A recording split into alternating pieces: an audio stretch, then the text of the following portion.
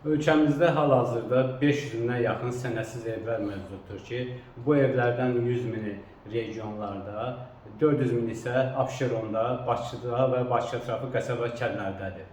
Və bu evlərin sənədləşdirilməməsi həmin evlərdə yaşayan vətəndaşlara bir sıra problemlər yaradır. Onların o evlərin yerləşdiyi küçələrə ad verilmir, vətəndaş kommunal xidmətlərin çəkdirməsində əziyyət çəkir və ya çəkdirə bilmir. Hansı ki, o evdə yaşayırsa qaz, elektrik, su, kanalizasiya xəttlərinin xidmətindən istifadə etməlidir. Təəssüf ki, bunlar həmin evlərin sənədləri olmadığı üçün rəsmi qurumlar bundan imtina edir. Vətəndaş öz evini nə sata bilir, nə banka cilov qoyub kredit götürə bilir, nə də öz evlərindən miras qoya bilir.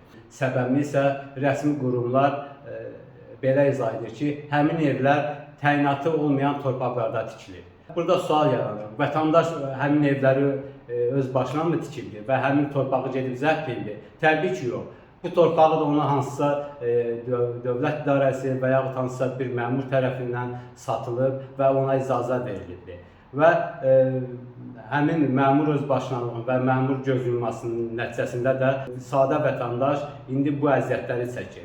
Ya dövlət vətəndaşa kompensasiya edib həmin ərazidən başqa əraziyə köçürülməli, ya da ki, həmin evlərə rəsmi sənəd verməlidir.